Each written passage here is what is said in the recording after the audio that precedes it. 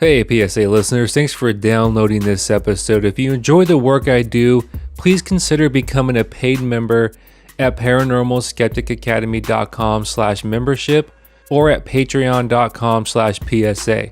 You will get extra member-only episodes and early access to each new episode at the $2 a month level. If you can't become a paid member, please subscribe to the YouTube channel P Skeptic Academy, share the show on social media, and leave a review on your podcast website of choice. Thank you for the support. Now on with the show.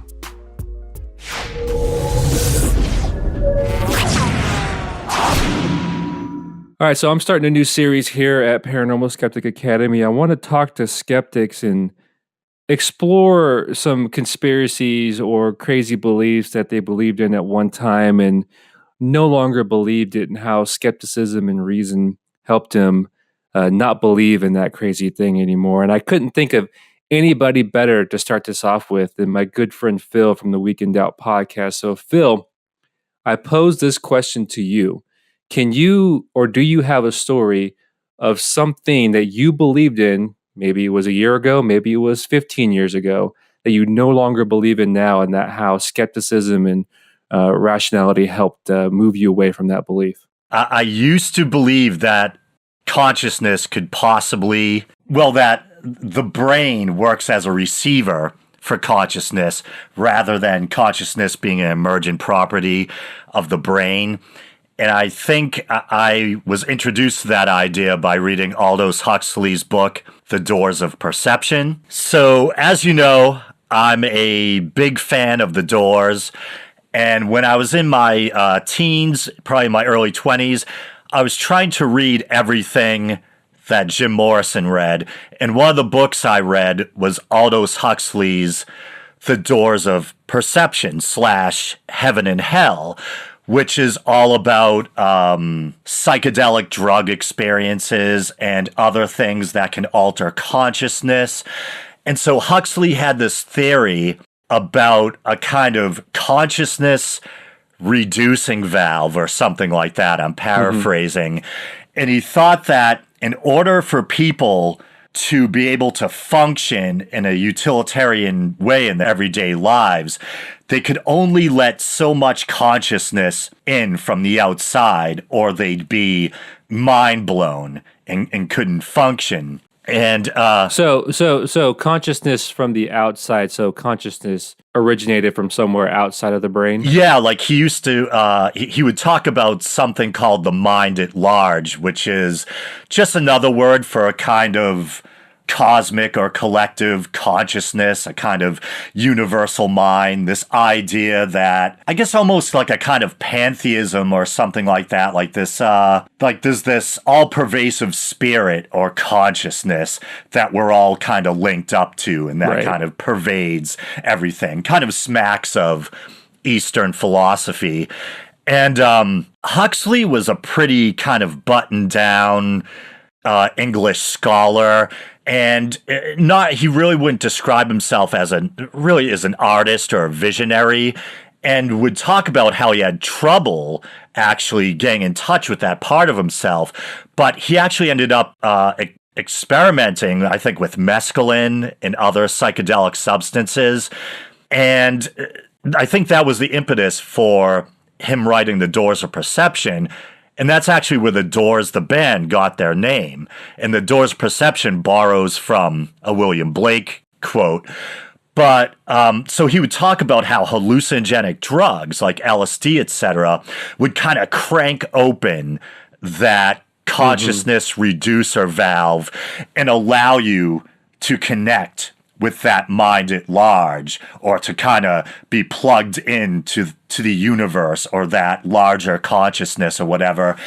And I think when I was younger, like I would say by the time I was in my late teens, I pretty much closed the door on Christianity, just because I was a documentary junkie. I was very over analytical, and I had come to the conclusion that the faith claims of Christianity just really couldn't be vetted, in that when you studied Christianity and other man-made religions, and as a listener joked with me, she kind of teases me when I say man-made religions. She says, what other kind is there? You can pretty much see kind of how the sausage is So made. was this at a time You know? when you rejected Definitely. Christianity and you were still in that kind of spiritual haze where you're like, there has to be still a something seeker. greater than the self? Yeah, I had my doubts, and I went through some dark nights of the soul where I really felt like it took me a long time to wrestle with this. Like there very well may not be a God, there may not be an afterlife, but I was still more kind of superstitious, more receptive to kind of airy-fairy ideas. And so I'd close the door on Christianity, and my skepticism was definitely budding, but I was reading a lot about Buddhism and Zen, obviously a kind of Buddhism. And I was just, I was reading like Carlos Castaneda books and just all sorts of kind of new agey stuff. And I was definitely open to this kind of romantic idea that consciousness, that the brain might be a receiver of consciousness, and there was some universal thing that we could kind of plug into. Right. And so I think it was probably just with the passage of time, my atheism kind of began to swing harder. I think the more I learned about biology, the more I just, and I think probably the more I kind of sharpened my skepticism by all those things I wish were true when I was younger, when I just came to the conclusion that the evidence isn't there, whether we're talking about Bigfoot, the Loch Ness Monster, Right. alien visitations, whatever it is. And I think the more I learned about the brain and neurology, it's not necessarily what I wanted to be true, because it's kind of a grim prospect, but it's what just seems to be true that most likely. So let's walk through that process a little bit here, because what you're describing is that transition from kind of mysticism to skepticism to what we perceive as reality here, and walk me through how reading those things on neurology and neuroscience and how the brain works from legitimate scientists and not weird pseudoscience mysticism type things. Walk me through your thought processes and how that came to shape your belief in this collective consciousness that you thought we're all part of, and how you were able to kind of pry yourself away from that. Well, I think just I would say not only neurology, but also watching like documentaries on evolution and things like that. The fact that there seems to be a direct correlation between brain and mind and perception. We know the brain is this, I was almost going to say miraculously, figuratively speaking, complex. For lack of a better term. Yeah, complex organism. And there's different parts that correlate with different functions or responsibilities.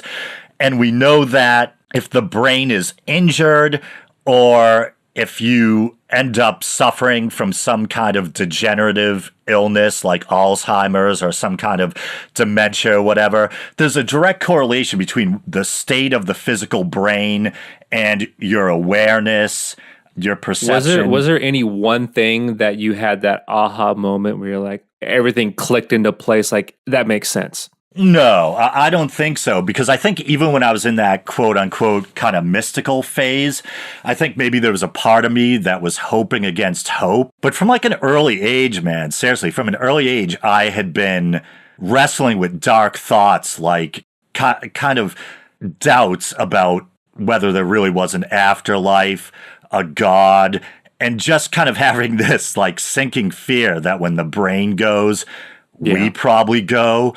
And so I think it was this kind of sinking fear or feeling that I had for a very long time, but whatever superstitious element there was to my thinking, it just eroded over time. And but I think it was a gradual process.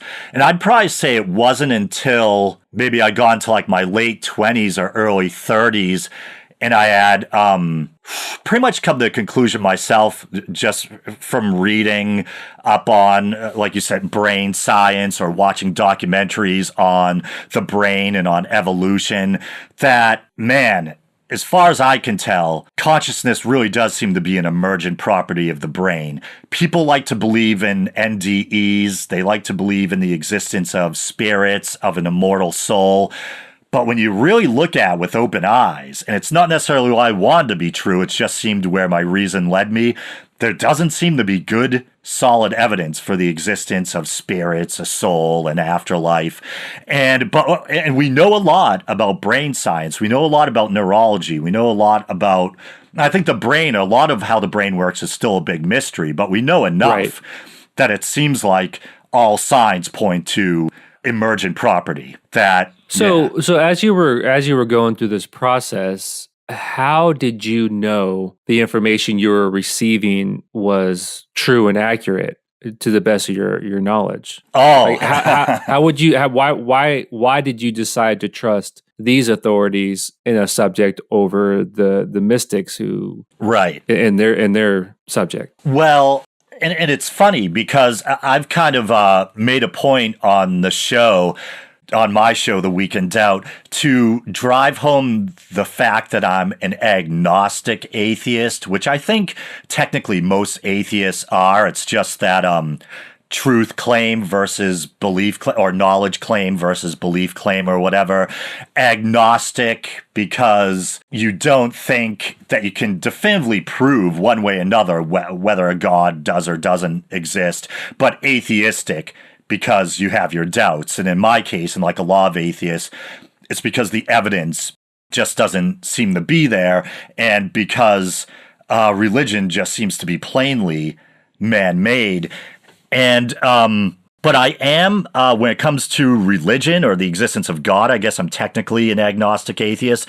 And when it comes to believing in the claims of science, etc., I guess there's a little bit of me that's technically agnostic, where I say, I'm one monkey on one rock floating in space. Right. Who knows what the actual answers are to all these cosmic mysteries? But as far as I can tell, I mean, we look at everything that science has done for us. We look at the reliability of the scientific method. We look at the plain common sense rationality and cause and effect thinking and correlation involved in a scientific worldview. And it seems like there's a world of evidence to back up science and the effectiveness and validity of science. A lot more than that. To play devil's advocate here a little bit, mm-hmm. Couldn't the other side say the same thing? Like, oh, we have this mountain of evidence to suggest that there's this collective consciousness that we're all part of, and that we're all consciousness is beamed down to us through this. So if you're talking to someone who believes what Phil did 15, 20 years ago, right? How would today Phil talk to that Phil of bygone? How would you talk to him today about why his thinking is wrong? Okay. Or misguided? Well, I'd say, firstly, I don't think there's a mountain of evidence. I like to talk a lot on the show about kind of atheism and the transcendent. I think even if you're an atheist, we still have these experiences, unless there's something deficient about the way your brain is wired or something. We all have those experiences where we feel plugged into something greater maybe, or where we're in the zone, or where we reach these kind of higher states of consciousness or something like that. But to me, I think those could probably be just as readily explained away through brain science, saying that we know that if you pop a drug, if you have an orgasm, if you run for 15 minutes on a treadmill, that you feel different, that you can access different states. And once again, there's a direct correlation between the chemical brain and perception and consciousness. And I would say I can't 100% rule out the possibility that the brain is, at least in part, a receiver for some kind of consciousness. I can't rule that out completely, but just, it's kind of like Occam's razor. Sometimes the simpler explanation, or the more likely explanation, is the better one. So we know about the anatomy of the brain. We know about the relationship between chemistry and perception. But the idea that there's some higher power or some ocean of consciousness out there that pervades everything, as far as I can see, there's no solid evidence for that. I can't rule it out completely, but, I can look at a dissected brain, or I can pop a pill and see how it changes my consciousness. And I can look at a diagram of how the brain has evolved, cross species over time, and how there seems to be a correlation between brain complexity and the complexity of a being's ability to think and reason and perceive. So I just don't see any solid evidence for the more airy-fairy perspective, I guess, So if I could boil it down to a point, would be to explore other options and to break out of your bubble of what you believe in currently and explore what else is there and weigh the evidence against what you know. So you're saying that as a someone who is coming out of a Christian religion, looking for that last bit of hope that there is something else out there, and you explored this mystic type consciousness, and then eventually that evolved into a more skepticism, which, to a point, skepticism is a process. It's not a belief set. Same thing as science is a process. It's not a belief set. So to me, what I get from what you're saying is, and if you go back and tell yourself 20 years ago, like, hey, don't just feed what you currently know. Look outside that and see how it fits with what you know currently, and see how it can evolve over time. Because here's an issue I could see some pushback on is, say that person says, well, you're a skeptic. You only think this is true. You only think the mind is what the brain does. Why don't you explore this mystic side of things? Why don't you open your mind to this? So is there any validity to that from the other side to tell a skeptic, like, look, why don't you look at, maybe there is a collective conscious? Like, how would you respond to something like that? Oh, okay. Well, and this is funny because I still embrace a lot of the stuff I did when I was in that seeker phase, except I understand that there's a good possibility that there's a materialist explanation for what I'm experiencing. Like, I still believe in the value of meditation, of entering a kind of trying to enter a kind of egoless, for lack of a better word, spiritual or transcendent state, for entering like a creative headspace, for trying to quote unquote elevate your consciousness or explore different modes of consciousness. So there's times when I'll still sit in the lotus position on my floor and meditate and try to open my, kind of let go of the ego and tap into something else, except I'm very well aware that it might just be brain chemistry beyond that good feeling and that state of consciousness I'm experiencing. Do you think it takes a certain mindset? Not a mindset, that's not the word I want. And maybe it is, because do you think everyone is open to changing their ideas about things? Or do you think it takes a certain type of person and the way they think to do that? That's a really good question, because I think about how I've actually had to learn to not really discuss religion much anymore around my friends. So I have a lot of friends who are in that probably like mid 30s to early 40s range, and who either seem like they don't want to discuss religion, at least not with me, because they're afraid of having their bubble burst. You know what I mean? And they kind of like recoil or get defensive. And I wonder if like the average person can be persuaded to step outside that box and try to challenge their own worldview. Like, I don't know if it's an anomaly or if it's something that is available to everyone. Certainly, some people seem more resistant to the idea of challenging their own worldview. Because you and I have probably both watched a lot of atheist versus theist debates, and you'll see people in the audience, maybe, old people who look like they could be in their 60s or 70s, who seem offended by what the atheist is saying and who don't want to be, there's always someone in the audience who's like, saying to Christopher Hitchens or whatever, well, if you don't believe, why are you here? Why can't you just keep it to yourself or whatever? You have these people who are probably in like the winter of their years, and they still get offended when you try to. Well, do you think it's offense, or do you think people they're just comfortable with where they're at? Because I want this conversation to be about your experiences, so I'm not going to put mine at the forefront Right. here. But it's been my experience in the past that people they just don't have the mental time and resource to devote to something like this. Where we've known each other for years now, where I know both you and we have the same curiosity to know things, and it drives us in our pursuit of knowledge. And some people, in my experience, they just don't have that. Yeah.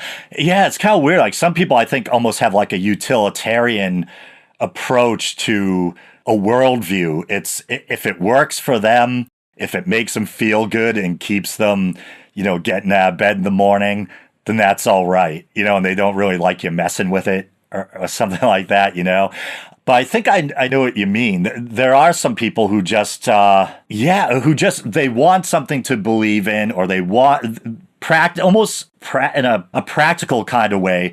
If their worldview works for them, why challenge it? You know what I mean? Right. And for me, I'm just like, it's weird. I feel like some people think with atheists, like, maybe we don't have a respect for life, or that there's something perverse that we would challenge the idea of God, etc. But for me, it's like I have enough reverence for the experience of being alive and existing that I want to know the truth. It seems perverse to just accept what feels good or what I've been force-fed. It seems almost like a kind of moral duty to pursue the truth. You know what I mean? Right, exactly. And I think I think some people just don't care on that deep of a level. I think you're right. And I think that's a huge deficit for them, and that's a huge deficiency. But I don't know if there's anything we can do to try to make them care more. It's almost like ignorance is bliss. There's some truth to that phrase, because ignorance is bliss. If you don't know what's going on around you and you're happy with what you have, you don't want to do anything that can threaten that. Yeah. And so I think in the end, I think it takes a certain type of person who wants to pursue that knowledge and who thrives on it to work your way out of a collective consciousness to a more biological, evolutionary sense of how the brain works. What you did, you evolved over time because you want to know, and wherever the truth leads you, that's where you're going to go. You may fight it at certain points in time. You may question it. You may take a step back, but eventually you want to go where the truth goes. And I think that's rare in people, and the people that do it do it well are, lack of a better term, special people. Well, I appreciate that. And and the point you were making about there's times when you might fight it. And like I say, like, I think some people think atheists, and I'm sorry to kind of keep bringing up atheism, because I know you've kind of moved more to just wanting to focus generally on skepticism. But I almost feel like they think of atheists as like Grinches who revel in their disbelief. But I went through some really tough times, and to borrow from religious terminology, what I would call dark nights of the soul, when, there was probably the worst times in my life were times when I was really wrestling with the idea that there may not be a God or an afterlife, or this belief system that my whole world centered around, that I had been indoctrinated into, may very well just be man-made. And it can be very harrowing, but there was always that desire that even if it hurts, I still would rather know the truth, So. Right. Yep. All right. Well, Phil, I want to thank you. And I appreciate your candor with this discussion and being open, not only me, but my listeners as well. Maybe something you said can help lead someone on the path to skepticism, which, as I said, is a process and not a belief set. I want to encourage my listeners to check out your podcast, A Week in Doubt. I know you explore these topics in great detail on a weekly basis. So if you're interested to hear what Phil has to say, I highly suggest you check out The Week in Doubt. He releases it weekly. He puts in a lot of work and a lot of effort. He's a bright, intelligent guy, and he's someone that you can learn something from. So, Phil, thank you for joining me. And to my listeners, thank you for listening. All right. Thanks, brother.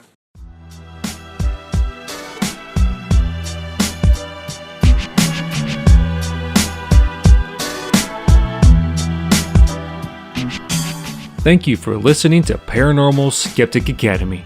If you like the work that I do, please leave me a review on iTunes and Stitcher.